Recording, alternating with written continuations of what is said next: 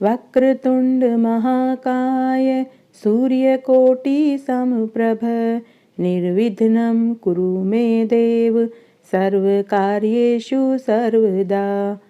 वक्रतुंड महाकाय सूर्यकोटि समप्रभ निर्विघ्नं कुरु मे देव सर्वकार्येषु सर्वदा। राधे राधे, जय श्री कृष्णा। मैं सीमा सिंह आप सभी को सादर प्रणाम करती हूँ। आज हम शिव महापुराण का आगे का महात्म्य सुनेंगे।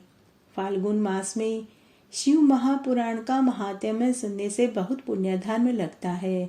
आइए अब हम शिव महापुराण का महात्म्य सुनते हैं।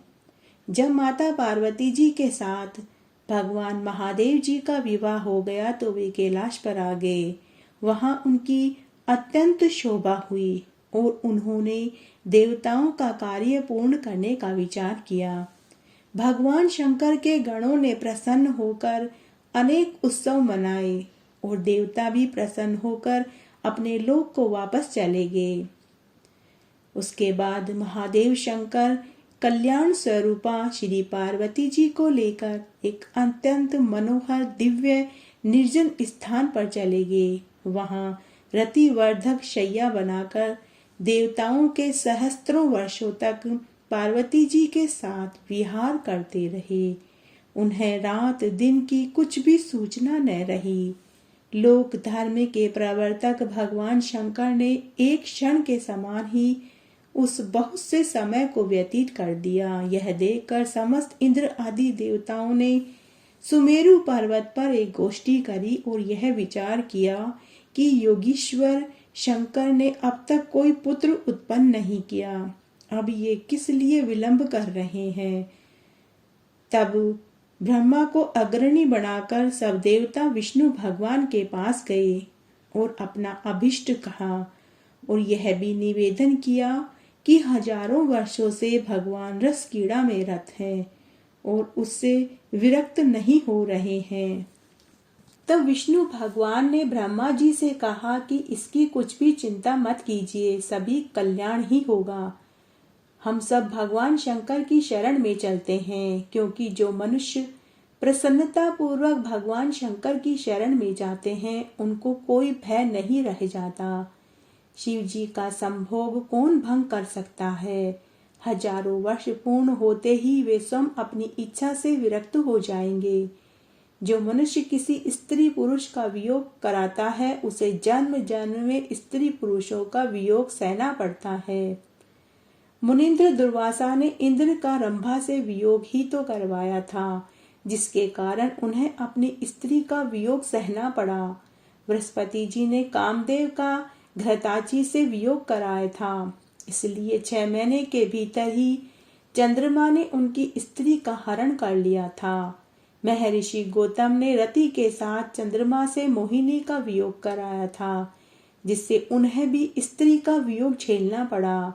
राजा हरिश्चंद्र ने निर्जन वन में किसी हलवाई किसान की किसी शूद्र की स्त्री से वियोग कराया था, जिससे विश्वामित्र की फटकार पर उन्हें स्त्री पुत्र से हाथ धोना पड़ा और राज्य से भी वे भ्रष्ट हो गए। ये सारी कथाएं मैंने तुम्हें बताई। ये स्त्री वियोग कराने वालों को पीड़ा सहनी ही पड़ती है। ऐसे कई उदाहरण भगवान विष्णु ने सभी देवताओं को बताए।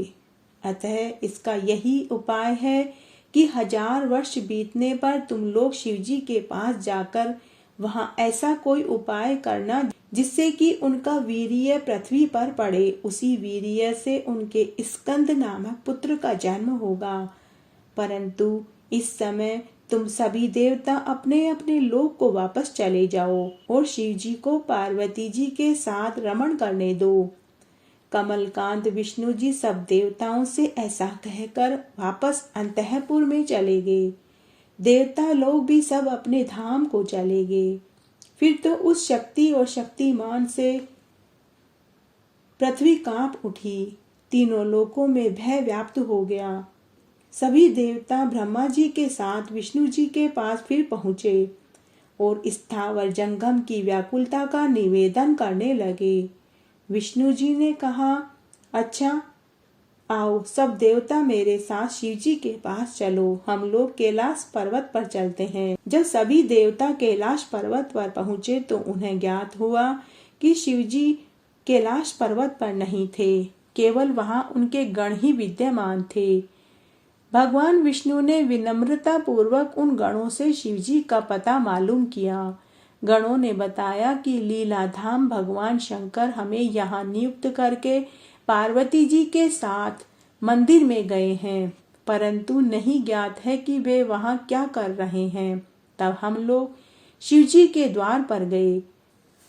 तब भगवान विष्णु ने शंकर भगवान की स्तुति करी, तारकासुर से देवताओं की रक्षा के लिए उनका कष्ट निवेदन किया। उस समय शिवजी की स्तुति करते हुए भगवान विष्णु के नेत्रों में आंसू भर आए। सभी देवताओं और विष्णु जी के स्तुति करने से भगवान शंकर को पार्वती जी के साथ संभोग को त्यागना पड़ा। तब भगवान शंकर द्वार पर विष्णु भगवान को देखकर बहुत हर्षित हुए। देवताओं ने उनकी स्तुति आरंभ कर दी। उन्होंने तारकासुर और महादैत्यों का विनाश का निवेदन किया। तब उन देवताओं का वचन सुनकर भगवान शंकर दुखित हो कुछ विचार करते हुए बोले कि हे देवताओं, होनी को कोई मिटा नहीं सकता। शिर से स्खलित हुए मेरे वीर्य को कौन ग्रहण कर सकता है। ऐसा कहकर उन्होंने उसे पृथ्वी पर गिरा दिया। उसे देख देवताओं ने अग्नि को प्रेरणा दी कि तुम इसे कपोत बनकर ग्रहण करो।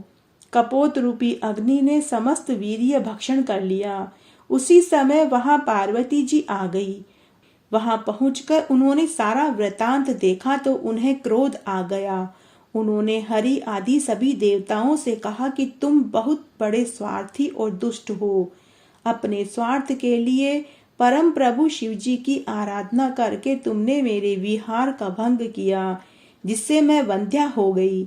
मुझसे विरोध करके कोई देवता सुख नहीं पा सकता। ऐसा कहकर पार्वती जी ने विष्णु आदि सभी देवताओं को शाप दिया। पार्वती जी के क्रोध से अग्नि प्रज्वलित हो उठी। सती ने कहा कि सब देवांगनाएं वंध्या हो जाएगी, मेरे विरोधी सब देवता दुख पाएंगे। देवताओं से ऐसा कहकर पार्वती जी ने अग्नि से कहा, क्यों रे अग्नि, तूने शिवजी का वीर्य भक्षण कर लिया, अतः आज से तू सर्वभक्षी हो जा और इसके लिए सर्वदा तू पीड़ित रहे। तूने शिवजी के तत्व को न जाना और सर्वदा देवताओं का ही कार्य सिद्ध करता रहा। अग्नि को इस प्रकार शाप देकर पार्वती जी महारुष्ट होकर अपने स्थान पर चली गई। जब शिव जी गए तब उनसे सारा वृतांत कहा। उसके पश्चात पार्वती जी ने गणेश को उत्पन्न किया। इधर जो समस्त देवता अग्नि में होम द्वारा अन्न आदि भक्षण करते रहे, इससे उनके पेट में गर्भ रह गया, जिससे विष्णु आदि सभी देवताओं को बड़ी पीड़ा हुई। शिवजी की इच्छा से उन सब की बुद्धि भी नष्ट होने लगी। गर्भ की गर्मी से सभी संतप्त हो गए। सबने शिवजी की शरण ली। शिवजी के मंदिर पर जाकर हाथ जोड़कर स्तुति करने लगे। गर्भाधान से युक्त अपना कष्ट जाकर कहा, उसके निवारण की प्रार्थना करी। सब देवताओं की स्तुति को सुनकर भगवान शिव द्वार पर आए, जहां देवता खड़े थे। शिव जी को देख देवताओं ने कहा कि हे शंभो, हे शिव महेश्वर, हम इस वीर्य से जल रहे हैं, इससे हमारी रक्षा कीजिए। हम आपकी शरण में आए हैं। आपके बिना देवताओं का कष्ट कोई दूर नहीं कर सकता। तब उनके इन दीन वचनों को सुनकर भक्तवत्सल शंकर जी हंसकर बोले, हे विष्णु, हे ब्रह्मा, हे देवताओं, मैं जो कहता हूँ उसे तुम ध्यान से सुनो। अब तुम लोग शीघ्र ही वमन द्वारा मेरे वीर्य को बाहर निकाल दो, इससे तुम्हें सुख प्राप्त होगा। फिर तो शिव जी की आज्ञा से सबने उस वीर्य को वमन द्वारा बाहर निकाल दिया। वह सुवर्ण के समान चमकता हुआ पर्वताकार हो आकाश को स्पर्श करने लगा। विष्णु आदि देवताओं का दुख दूर हो गया। सबने भक्त वत्सल भगवान शंकर की स्तुति और आराधना करी, परंतु अग्नि फिर भी सुखी नहीं हुआ। उसका हृदय जल रहा था। तब उसने भी देवाधिदेव शंकर की स्तुति करी और कहा कि मैं बड़ा मूर्ख हूँ, मेरा अपराध क्षमा करें, मेरे ताप को हरण करें। आप तो दीन वत्सल, भक्त वत्सल, कल्याणकारी परमेश्वर हैं। यह स्तुति सुनकर शिवजी प्रसन्न हो गए। उन्होंने अग्नि से कहा कि तुमने मेरा वीर्य भक्षण कर अच्छा नहीं किया। तुम्हारा पाप अधिक बड़ा है, इससे तुम्हारा संताप नहीं छूट सकता। परंतु अब मैं प्रसन्न हूँ, तुम्हारा सब दुख दूर कर दूंगा। तुम मेरे वीर्य को किसी स्त्री की योनि में पहुंचा दो, इससे तुम्हारा शरीर नहीं जलेगा। अग्नि ने कहा कि हे महाराज, आपका तेज बड़ा कठिन है, तीनों लोकों में इसे धारण करने की शक्ति किसी में नहीं है। तभी वहां नारद जी आ गए। तब नारद जी ने कहा कि हे अग्नि, शिवजी जैसा कहते हैं वैसा ही करके तुम सुखी हो जाओगे। शिवजी की इच्छा से मैं तुम्हें इसका एक सहज उपाय बतलाता हूँ। माघ के महीने में जो स्त्री प्रयाग में स्नान करने आए, उसकी देह में तुम इस वीर्य को स्थापित कर देना। ब्रह्मा जी कहते हैं कि इसी समय वहां सप्त ऋषियों की भी स्त्रियां आ गई। माघ का महीना था, वे बड़े तड़के ही स्नान करने के लिए आई।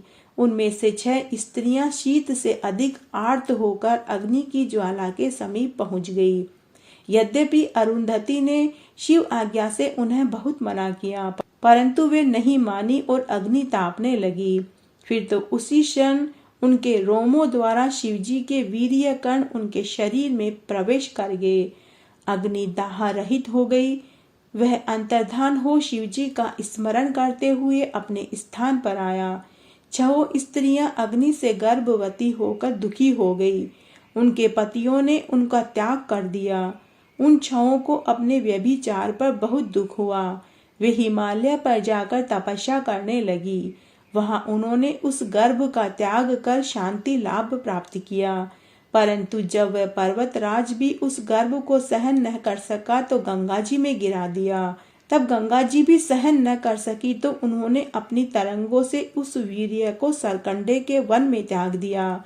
वहां पर एक तेजस्वी बालक पैदा हुआ। मार्गशीर्ष शुक्ल षष्ठी के दिन शिवजी के उस पुत्र का पृथ्वी पर जन्म हुआ।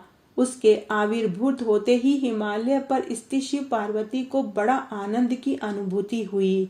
पार्वती जी के स्तनों से दूध की धार बह निकली। तीनों लोकों में सुखदायक मंगल हो गया। दुष्टों को और विशेषकर दैत्यों को बड़े ही विघ्न दिखाई देने लगे। आकाश में दुंदुभियां बजने लगी और सरकंडे के वन में उस बालक पर फूलों की वर्षा होने लगी। विष्णु आदि सभी देवता भी आनंदित हो गए। फिर तो उसी समय विधि प्रेरित विश्वामित्र का वहां आगमन हो गया, जहां वह बालक उत्पन्न हुआ। उस बालक को देखकर ऋषि बहुत प्रसन्न हुए।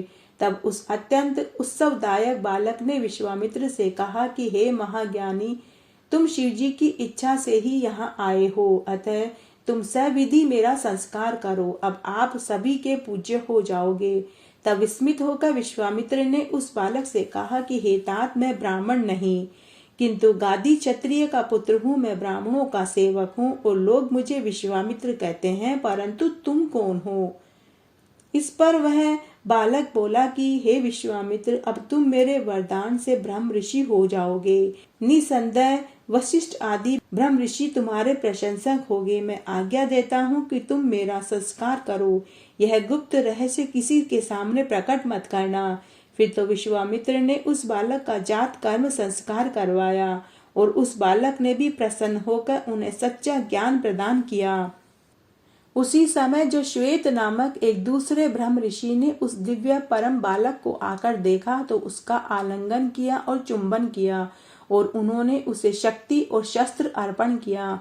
उस शक्ति को लेकर वह क्रोंच पर्वत पर चढ़ गया और उसके शिखर को ढहाने लगा। यह देखकर उसे 10 वीर राक्षस मारने आए, परंतु कुमार ने सबको अपने प्रहार से नष्ट कर दिया। इससे पूरा त्रिलोक कांप उठा। यह देखकर देवताओं सहित शंकर भगवान वहां आए। इंद्र ने उसके दक्षिण पार्श्व में वज्र का प्रहार कर दिया, जिससे शाख नामक एक महाबली दूसरा पुरुष पैदा हुआ। इंद्र ने फिर उसके वाम पार्श्व में प्रहार किया, इससे विशाख नामक दूसरा पुरुष पैदा हुआ। फिर इंद्र ने उसके हृदय में मारा तो नेगम नामक एक महाबली पुरुष प्रकट हुआ। ये सब चारों स्कंद हुए जो बड़े ही वीर थे। अब ये चारों महाबली इंद्र को मारने दौड़े। इंद्र भयभीत होकर उनकी शरण में आए। वह बालक स्वर्ग आया। वहां एक सरोवर में स्नान करती हुई कृतिका नामक 6 स्त्रियां उसे पकड़ने दौड़ी तो उनमें विवाद उत्पन्न हो गया। कुमार ने 6 मुख कर एक एक मुख से सबका स्तनपान किया। वे प्रसन्न हो कुमार को अपने लोक में ले गई। बड़े प्रेम से अपना दूध पिलाकर पालन पोषण किया। त्रिलोक में दुर्लभ वस्त्रों को पहनाया, उत्तम आभूषण दिए, स्वादिष्ट भोजन कराया। तब कृतिका के उस बालक ने एक दिन स्वर्ग में जाकर बड़ा सुख भोगा। देवताओं को अपनी महिमा दिखाई। विष्णु आदि चकित होकर उसका परिचय पूछने लगे, परंतु वह गुप्त हो गया। इस प्रकार मैंने आज आपको यह महात्म्य सुनाया। मेरे साथ बने रहने के लिए आपका धन्यवाद। आगे के महात्म्य के लिए भी आप इसी तरह मेरे साथ बने रहें। धन्यवाद।